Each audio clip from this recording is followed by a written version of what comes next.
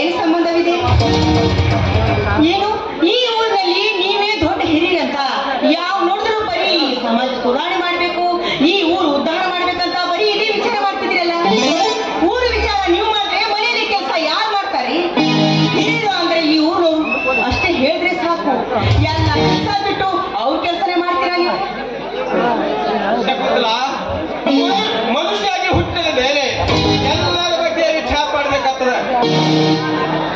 ಯಾಕಂದ್ರೆ ಇವತ್ತಿನ ಕಾಲದಲ್ಲಿ ಒಬ್ಬ ಶ್ರೀಮಂತ ಉಂಡು ಹುಟ್ಟು ಮೆರೆದಿದ್ರೆ 10 ಬಡ ಕುಟುಂಬಗಳು ಗಂಜಿಗೆ ಗತಿಯಿದ್ದು ಉಪವಾಸದಿಂದ ಹೊಟ್ಟೆನೆಲ್ಲ ಕಚ್ಚಿ ಮಲಗಿದ್ದಾರೆ. ನಾವು ಹುಟ್ಟಿ ಬರುವಾಗ ಆ ಪರಮಾತ್ಮ ಎಲ್ಲರಿಗೆ ಸಮಾನ ಅನ್ನವನ್ನು ಬೆನ್ನಿಗೆ ಕಟ್ಟಿ ಕಳಿಸಿದರೆ ಅದು ಒಂದು ಏಕ ಹೆಚ್ಚು ತಿರುಗಲು. ಓಹೋ, ಸಾಹೇಬ್ರೆ ಇಷ್ಟೋ ತನಕ ಪೇಪರ್ ಓದಿದ್ದು ಈ ಬಡವರ ಸುದ್ದಿನೇ ಅನ್ನಂತಾಯ್ತು.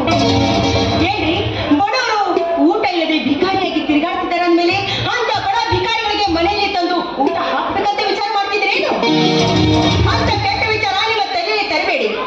ಕೂಲಿ ಮಾಡಿ ಮನೆಯಲ್ಲಿ ಚೆನ್ನಾಗಿ ಉಂಡುಂಟು ಇರುವುದು ಬಿಟ್ಟು ಆ ಬಡ ಕೂಲಿ ಕಾರ್ಮಿಕರು ಹಗಲೆಲ್ಲ ದುಡಿದು ಬಂದು ಅಲ್ಲಿ ಇಲ್ಲಿ ನಸೆ ಮಾಡಿಕೊಂಡು ತಿರುಗಾಡ್ತಾರೆ. ಕುಡಿದು ಮಾಡಿ ಬೀದಿ ಭಿಕಾರಿಯಾಗಿ ತಿರುಗ್ತಾ ಇದ್ದಾರೆ. ಅಂತ ವಿಚಾರ ನಿಮ್ಗೆ ಬೇಕ್ರಿ?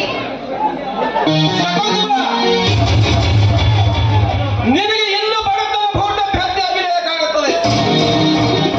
ಅದಕ್ಕೆ ನೀನು ಇಷ್ಟು ಮಾತನಾಡ್ತಿ. ಅದು ಏನೇ ಇರಲಿ, ನನ್ನ ನೋಡಿ ನೀನು ಮಾತಾಡಬೇಕಾದ್ರೆ ಸ್ವಲ್ಪ ವಿಚಾರ ಮಾಡಿ ಮಾತಾಡು. ನಿಮ್ಮ ಜೊತೆಗೆ ಮಾತಾಡ್ಬೇಕಂದ್ರೆ ನಾನು ವಿಚಾರ ಮಾಡಿ ಮಾತಾಡ್ಬೇಕಾ? ಯಾಕೆ ನಿಮಗೆ ಮಾತಾಡೋದಕ್ಕೆ ನನಗೆ ಹಕ್ಕಿಲ್ಲವೇನು? ಏನಾದ್ರೆ ಮಾತನಾಡಿದ್ರೆ ಮತ್ತೆ ಏನಾದ್ರೆ ತಿಳ್ಕೊಳ್ಳುವ ಹೆಣ್ಣು ನೀನು. ನನ್ನ ಜೊತೆ ಇಟ್ಟದ ಹಕ್ಕಿಲೆ ಮಾತನಾಡುವ ನಿನ್ನ ತವರು ಮನೆಯಲ್ಲಿ ಇರುವ ಸಿರಿವಂತಿಕೆ ನನ್ನ ಮುಂದೆ ತೋರಿಸಲಿಕ್ಕೆ ಹೋಗಬೇಡ. ಆದ್ರೆ ಊರಿನ ಹಿರಿತನ ಮಾಡ್ತು ಅಂದಾಗ ಎಲ್ಲರ ಬಗ್ಗೆ ವಿಚಾರ ಮಾಡಬೇಕಾಗ್ತದೆ. ಅದೆಲ್ಲ ಹೋಗಿ ಬಿಡಿ. ಅದ್ಯಾವುದೋ ಒಂದು ವಿಶೇಷವಾದ ಮಾತಿದೆ ಅಂತ ಹೇಳ್ತಾ ಇದ್ದೀರಲ್ಲ, ಅಂತ ಮಹತ್ವವಾದ ವಿಷಯ ಒಂದು ದಿವಸ ನಮ್ಮ ಹತ್ರ ಹೇಳಿಲ್ಲ. ಏನದು ವಿಷಯ? ನೋಡು, ನಮ್ಮ ಶ್ರೀಕಾಂತನಿಗೆ ಇದೇ ಊರದಲ್ಲಿ ಒಂದು ಹೆಣ್ಣಾದಂತ ಇಬ್ಬರು ಸಂಬಂಧಿಕರು ತಿಳಿಸಿದ್ರು. ಗಂಡ ಏನು ಒಳ್ಳೆ ಲಕ್ಷಣ ಆಗಿರ್ತಾರಂತೆ. ಗಂಡ ಬಿಳಿಯ ಬದುಕೊಂಡು ಶಿಕ್ಷೆಗೆ ಸೇವೆ ಸಲ್ಲುತ್ತಿದ್ದ. ಅದಕ್ಕೆ ಆ ಹುಡುಗಗೆ ಕರೆದುಕೊಂಡು ಹೋಗಿ ನಾವೇ ನೋಡ್ಕೊಡಬ ಅಂತ ಹೇಳಿ ಕಳಿಸಿದ್ರು. ಆಯ್ತು, ಕನ್ಯೆ ಇದೆ ಅಂತಂದ್ಮೇಲೆ ಅಲ್ಲಿ ಏನಾದ್ರೂ ಒಂದು ವಿಷಯ ಇದ್ದಿರ್ಬೋದಲ್ಲ. ನೋಡಿ, ನಮಗೆ ವರದಕ್ಷಿಣೆ ಬೇಕಾದಷ್ಟು ಕೊಡ್ಬೇಕು ಅವರು. ಯಾಕಂದ್ರೆ ನಮ್ಮ ಶ್ರೀಕಾಂತರಿಗೆ ನಾವು ಚೆನ್ನಾಗಿ ಓದಿಸಿದ್ದೇವೆ, ಅವರನ್ನು ಚೆನ್ನಾಗಿ ಬೆಳೆಸಿದ್ದೇವೆ. ಖರ್ಚಾಯ್ತು ನಮಗೆ. ಹೀಗಿರುವಾಗ ಈ ಮನೆಗೆ ಮದುವೆ